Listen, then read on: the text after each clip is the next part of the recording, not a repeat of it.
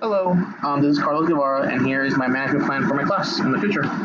So first of all, I'm going to have my classroom set up as such. On the right side, I have a diagram drawn up. I'm going to have it set up in a debate style, so half the classroom will be on one side and the other classroom will be on the other side. And as opposed to them facing the whiteboard, they're going to be facing actually each other.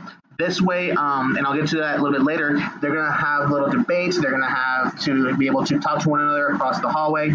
And it's also going to allow me as a teacher to go in between in between both of the sides.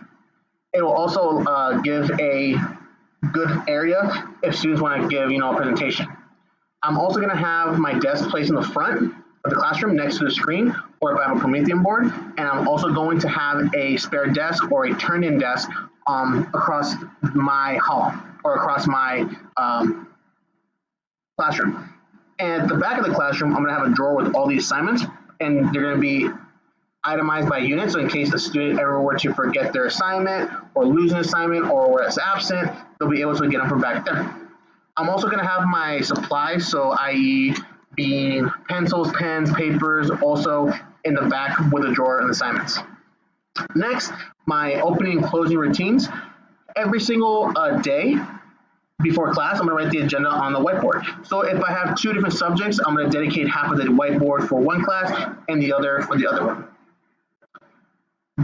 Right when the bell rings, I will be meeting my students at the door, welcoming them in, and I'm going to talk something personal about each student if I can. So for example, if I know a student is in football, I'm going to ask them, hey, how was practice yesterday? Or are you excited for tonight's game? How are you doing, in your tryouts, etc. And I'm going to ask the class as a whole also how they're feeling, so that way I can get a vibe on if there are any issues that need to be brought up or taken care of before class starts. I'm going to start off by reading the agenda as well, so in case there's any questions about what we're doing today, I answer them right then and there, because one thing I do not like is when students ask me in the middle of a lecture or an assignment that they ask, what are we doing today? So I want to clarify that at the beginning of the class. Right before the end of class as well, I'm going to announce what we're doing then for the next day, but not to the full extent of an agenda. I'm just tell them, for example, let's say we're going to do a lecture, hey guys, so tomorrow we're going to finish up our lecture, or tomorrow we're going to do a group activity, so make sure you bring your Chromebooks, or make sure you bring, colored pencils, whatever they need to bring in to be able to do their assignments.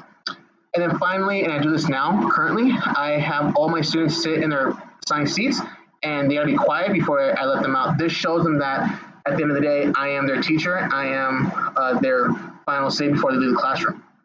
And for the most part, it works pretty well. Rules and behaviors, of course, I'm gonna have a syllabus, and I'm gonna have every single student's parents or legal guardian sign off on it. We will also have a day dedicated just for coming up with a social contract with students and the teacher. We're going to talk about what our social norms are, as well as what is considered appropriate language in our classroom. And also, students will be acknowledging other students by using their full name. So for example, if I were to raise my hand and I say, I agree with whatever Carlos had to say, because so on and so forth. So they're going to say each other's names. And if the school has any school-wide mantras or rules that they encourage, of course, I'm going to implement them in my class. Next, classroom community. For the first couple of days or weeks, I'm going to have every single student have a nameplate in front of their desk. That way they can know each other's names and they're aware of who sits around them. That way they know, that way they can say each other's names as previously stated.